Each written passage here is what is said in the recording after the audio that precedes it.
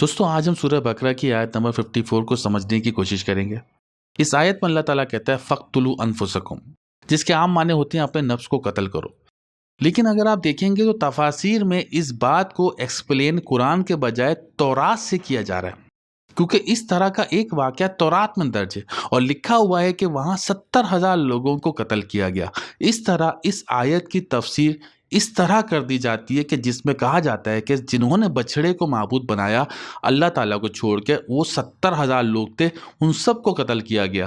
اور اس طریقے سے کچھ جگہوں سے یہ آوازیں آتی ہیں کہ مرتد کی سزا موت ہوتی ہے، اور یہ آیت اس کی دلیل ہے۔ آج ہم اسی آیت کی تفسیر کو سمجھنے کی کوشش کریں گے۔ بسم اللہ الرحمن الرحیم۔ اور اس جب کالا کہا موسیٰ نے لقوم ہی اپنی قوم سے، یا قوم اے میری قوم، انکم انا مانے یقیناً، کم مانے تم سب، بے شک تم سب، ظلم مانے ظلم کیا۔ ظلم کے معنی ایک تو اندھیرا بھی ہوتا ہے اور ایک معنی ہوتے ہیں کسی چیز کو اس کے صحیح مقام سے ہٹا دینا۔ تو تم سب لوگوں نے ظلم کیا۔ انفسکم، کم مانے تم سب، اور انفسا جمع ہے نفس کی، اپنے نفسوں پر تم سب لوگوں نے اپنے نفس پر ظلم کیا۔ باتخاذکم، بے حرف جر ہے جس کے معنی ہوتے ہیں باوجہ، ذریعہ، مقصد۔ آخر میں جو کم آ رہا ہے اس کے مراد ہوتی ہے تم سب، اور جو اصل روٹ ہے وہ ہے الف خے زال، اخذ کرنا، یعنی کہ کسی شے کو احاطے میں لے لینا۔ یہ لفظ عطا کا اپوزٹ ہے، اور اخذ کے روٹ میں جب ہم تے اور الف کا اضافہ کرتے ہیں، اتخذ بنا دیتے ہیں، تو یہ باب افتعال بن جاتا ہے، یعنی کسی عمل کا اپنے اوپر اپلائی کر دینا، روٹ کی میننگ کو اپنے اوپر ہی اپلائی کر دینا۔ تو اخذ کے معنی ہوتے ہیں کسی شے کا احاطہ کرنا، اور اتخذ معنی خود کسی شے کے احاطے میں چلے جانا، کسی شے کو خود اپنے اوپر حاوی کر لینا، یعنی روٹ کے معنی کو اپنے اوپر اپلائی کرنا۔ تو باتخاذکم کے باوجہ اس کے کہ تم احاطے میں چلے گئے، شکار ہو گئے، گھیرے میں آ گئے، کس چیز کے؟ الاجلا، بچھڑے کے، ایک غلط عمل کے، ایک غلط معبود کے، ایک غلط عقیدے کے۔ فتوبو، اس فا کے معنی میں آگے چل کے بتاؤں گا۔ توبو کے معنی ہوتے ہیں توبہ، یعنی کہ توبہ معنی ہوتے ہیں واپسی کا راستہ اختیار کر لینا۔ اگر آپ چلتے چلتے کوئی غلط راستہ لے لیں اور آپ کو آگے چل کے احساس ہو کہ آپ نے راستہ غلط لے لیا، تو آپ الٹیمیٹلی واپس کی طرف جائیں گے جہاں سے آپ نے راستہ غلط لیا تھا۔ اس طرح کی واپسی کو عربی میں توبہ کہتے ہیں۔ تو توبہ اختیار کرو، الہ طرف، باریکم، کم مانے تو تم سب، اور یہ جو لفظ ہے بارے، جس کے عام طور پر ترجمہ ہوتا ہے پیدا کرنے والا، اس کا مادہ ہے بے رے الف۔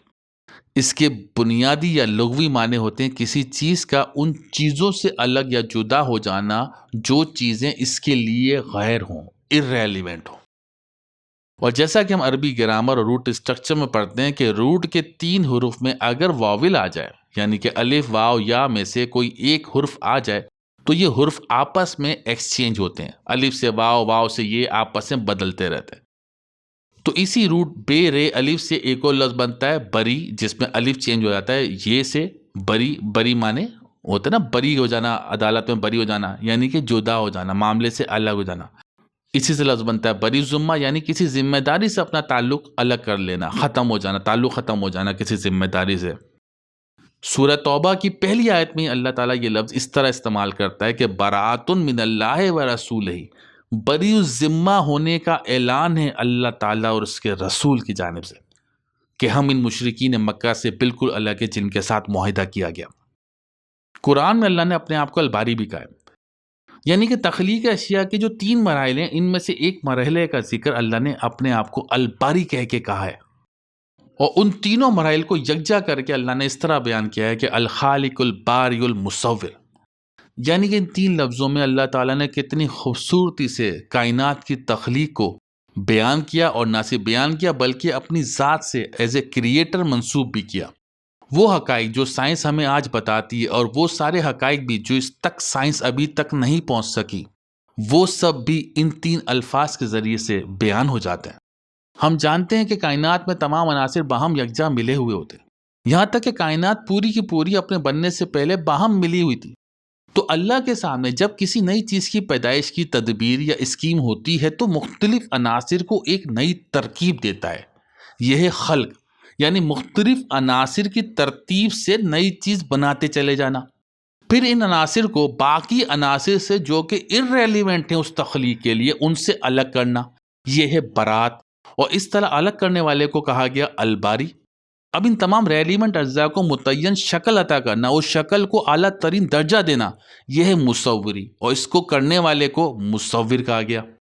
تو اس آیت میں اللہ تعالیٰ اپنے آپ کو خالق بھی کہہ سکتا تھا، لیکن چونکہ انسانوں نے غلط چیز کو ملا دیا صحیح چیز کے ساتھ، تو اس غلط عقیدے کو ہٹانا تھا، جدا کرنا تھا. اس لیے اللہ تعالیٰ نے خالق کی جگہ اپنے آپ کے لیے یہاں بارئکم کا لفظ استعمال کیا کہ تمہیں جس نے irrelevant چیزوں سے الگ کر کے ریلیونٹ بنایا، ایسے ہی تم ان تمام irrelevant باطل عقائد کو ہٹا کر بالکل ریلیونٹ جو عقیدہ ہے توحید کا اس کو رکھو. اور جو ظلم کر لیا اس کے لیے واپسی کا راستہ، توبہ کا راستہ اختیار کرو اپنے خالق کی طرف. اور وہ راستہ کیا ہے؟ فقتلو، دوبارہ فے آ گیا. فے کو چھوڑ کر قتل کرو انفسکم، اپنے نفس کو. تو تم سب قتل کرو اپنے نفس کو. قتل کا روٹ ہے کاف تے لام. قتل کے ایک معنی تو یہ بھی ہوتے ہیں کہ ہتھیار کی ضرب یا پتھر یا زہر سے کسی کو مار ڈالنا، یعنی طبعی موت نہیں بلکہ جسم کو اس طرح نقصان پہنچانا کہ وہ جسم قابل استعمال ہی نہ رہے، اور یوں اس جسم میں رہنے والا جو انسان ہے وہ ختم ہو جائے یا مر جائے. اور اس مادے کے دوسرے معنی ہوتے ہیں ذلیل و رسوا کر دینا، کسی طاقتور سے اس کی طاقت ہی چھین لینا، کسی عزت دار سے اس کی عزت چھین کر اسے بے وقت کر دینا. تو اس طریقے سے اس کی سانسیں تو چلیں گی لیکن اس کا جو اندر کا انسان ہے وہ قتل ہو جائے گا.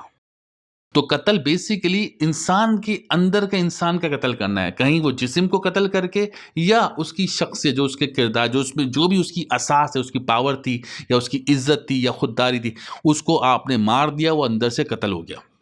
ملکہ سبا نے بھی اسی قتل کا ذکر کیا تھا کہ جب بادشاہ کسی جگہ ہلہ بولتے ہیں تو عزت دار لوگوں کو بے توقیر کر دیتے ہیں. اسی طرح حقوق کا نہ ملنا بھی قتل کے زمرے میں آتا ہے.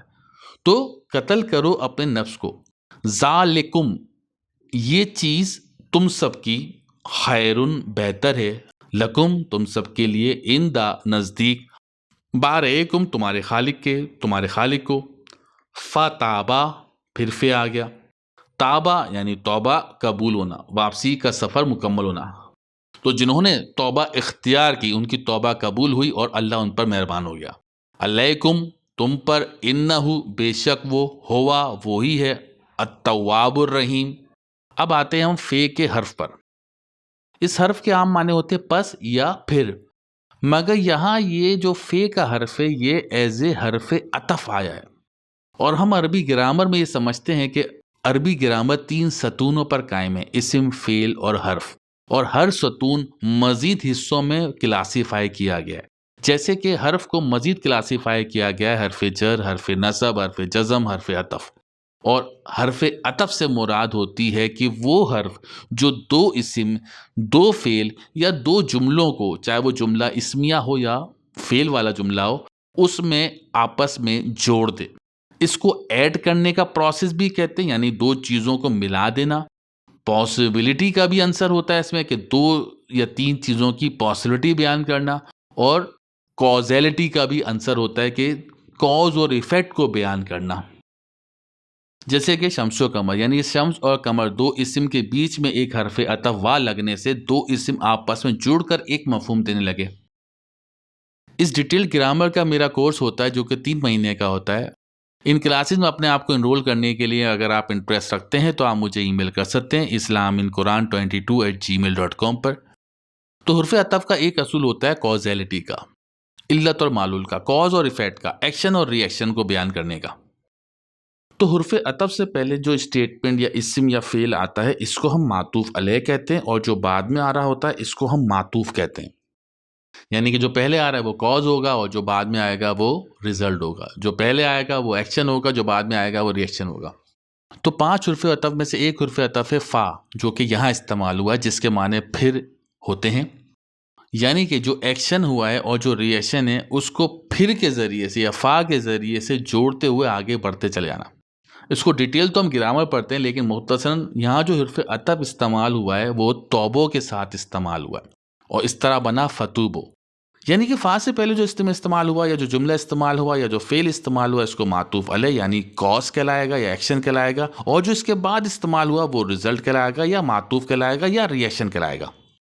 تو فتوبو یعنی فا سے پہلے جو ورب استعمال ہوا ہے وہ ظلمتم کا استعمال ہوا، یعنی ظلم کیا، تو تمہارے سے ایک ایکشن پرفارم ہوا، یعنی کہ ظلم کر دیا۔ ظلم مانے کسی چیز کو، صحیح چیز کو اس کے صحیح مقام سے ہٹا دیا، یعنی کہ خدا کا صحیح وحدانیت کا جو کنسپٹ ہے وہ آپ نے ہٹا دیا اور اس کی جگہ ایک آپ نے غلط عقیدہ رکھ دیا، تو ظلم کر دیا آپ نے۔ اب آئے گا اس کا یہ جو کاز کر دیا، یہ جو ایکشن پرفارم کر گیا، یا اس کا رزلٹ لازمی ہونا چاہیے کہ اب آپ اختیار کرو فتوبو، توبہ اختیار کرو، واپسی کا راستہ اختیار کرو۔ تو یہ توبہ ہو گیا معطوف یعنی رزلٹ، اور یہی توبہ چونکہ ظلم کے لیے رزلٹ ہے، لیکن یہی توبہ دوسرے حرف عطف کے لیے کاز ہو جائے گا، یعنی معطوف علیہ ہو جائے گا، ایکشن ہو جائے گا۔ تو جب توبہ کا ایکشن پرفارم ہوگا تو ریئیکشن یا رزلٹ کیا آئے گا؟ تو جب واپسی کا راستہ اختیار کرو گے تو اس کا نتیجے میں یہ ہونا چاہیے کہ فَقْتُلُوا أَنفُسَكُمْ، وہی فے کہ فے کے بعد جو بھی فعل آ رہا ہے، فعل یا اسٹیٹمنٹ آ رہا ہے کہ قتل کرو اپنے نفس کو، یعنی کہ اب اگر تم واپسی اختیار کرو، واپسی کے لیے لازمی ہے کہ تم قتل کرو اپنے نفس کو۔ تو یہ توبہ ایک عمل ہے، ایک ایکشن پرفارم ہوگا یہاں پر، یہ کوئی لفظی یا کوئی ورد نہیں ہوتا، بلکہ توبہ ایک عمل، ایک پروسیس کا حصہ ہوتا ہے۔ تو جو غلط عمل کر دیا اس کی واپسی، اس کی توبہ کے لیے بھی ایک عمل ہوگا، تو وہ عمل ہے کہ اپنے نفس کو قتل کرنا۔ اس قتل کو تھوڑا آگے چل کے بیان کروں گا۔ اب یہ جو نفس کو قتل کرنا ہے یہ دوبارہ کاز ہو گیا تیسرے حرف عطف کے لیے۔ تو جب تم یہ قتل، یہ کاز کرو گے، جب یہ ایکشن پرفارم کرو گے تو اس کا رزلٹ کیا آئے گا؟ اس کا رزلٹ آئے گا فتابہ، توبہ کا قبول ہو جانا۔ تو پہلا حرف عطف لگا تھا فتوبوں پہ کہ توبہ کا پروسیس شروع ہونا، اور آخری حرف عطف لگا ہے فتاب پر، یعنی کہ جہاں توبہ کا عمل ختم ہو رہا ہے۔ فتوبوں پہ شروع ہوا تھا اور فتاب پہ ختم ہوا۔ تو مطلب تم نے جو ظلم کیا، ایک کاز کیا، اس کا ریئیکشن یہ ہونا چاہیے کہ تم توبہ کا عمل شروع کرو اور یا واپسی کا عمل شروع کرو۔ تو جب تم یہ واپسی کا عمل شروع کرو گے تو اس کا جو ریئیکشن یا اس کا ایکشن جو پرفارم ہونا چاہیے وہ یہ ہے کہ اپنے نفس کو قتل کرو۔ اب یہ جو نفس کا قتل ہے یہ کاز ہے، اس کا لازمی نتیجہ ہوگا کہ فتابہ یعنی توبہ کا عمل پورا ہو جائے گا، اور رحمتوں کا سلسلہ یعنی کہ ظلم کے جو اثرات تھے سوسائٹی پہ جو پڑے تھے وہ ختم ہونا شروع ہو جائیں گے، اور رحمت کا سلسلہ شروع ہو جائے گا۔ اب آتے ہیں ہم آخری پوائنٹ پر کہ اس قتل سے کیا مراد ہے۔ تو جیسا کہ میں نے کہا قتل سے مراد خالی بندے کو مار دینا نہیں ہوتا، بلکہ قتل سے مراد ہوتا ہے کسی کی عزت یا کسی کی طاقت یا کسی کا عہدہ لے کے اس کو ذلیل و خوار کر دینا۔ اور قرآن کی تفسیر کے لیے ضروری ہے کہ قرآن کے جو واقعات ہیں وہ جہاں جہاں آئے ہیں ان سب کو آپ ایک جگہ رکھیں اور پھر ان کو ملا کے آپ دیکھیں کہ بات کا کیا مفہوم بن رہا ہے۔ اسی بات کو اللہ تعالیٰ نے دوسری جگہ جب ایکسپلین کیا، جب آپ اس کو جوڑیں گے تو آپ کو یہ سمجھ میں آ جائے گا کہ قتل سے کیا مراد ہے۔ اللہ تعالیٰ دوسری جگہ اس بات کو خود اس طرح ایکسپلین کرتا ہے کہ یقیناً جن لوگوں نے بچھڑے کو پکڑ لیا، یا یہ کہہ لیں کہ بچھڑے کے غلط عقیدے کے زیر اثر آ گئے، عنقریب انہیں ان کا رب غضب پہنچائے گا اور دنیا کی زندگی میں ذلت پہنچے گی، اور ہم جھوٹ باندھنے والوں کو ایسا ہی بدلہ دیتے ہیں۔ اب یہاں قتل مار دینا نہیں آ رہا، بلکہ دنیا کی زندگی میں ذلت ہے، حیات دنیا کی بات ہو رہی ہے، حیات کی بات ہو رہی ہے، لیکن ذلت کے ساتھ۔ تو وہ لوگ جو موسیٰ علیہ السلام کی غیر موجودگی میں صاحب اقتدار تھے، صاحب اختیار، کوئی عہدہ رکھتے تھے، اس طاقت کا انہوں نے غلط استعمال کر کے کوئی غلط عقیدہ رائج کر دیا، جو ظلم کر دیا، اس کا نتیجہ یہ تھا کہ موسیٰ علیہ السلام کی واپسی کے بعد واپس صحیح راستہ اختیار کر لیا جائے، اور جن لوگوں نے یہ غلط کام کیا ان سے ان کا عہدہ یا طاقت جس کے بلبوتے پہ انہوں نے یہ کام کیا تھا وہ طاقت چھین لی جائے اور ان کو بے ضرر ذلیل و خوار ہو کے چھوڑ دیا جائے، اور اس طریقے سے صحیح لوگوں کو دوبارہ صاحب اقتدار بنایا جائے، جو صحیح عقائد، خدا کی کتاب کو صحیح طریقے سے اس کی اصل اساس کے ساتھ دوبارہ امپلیمنٹ کریں۔ اس طریقے سے دوبارہ رحمت کا سلسلہ اس ریاست پر شروع ہو جائے۔ شکریہ۔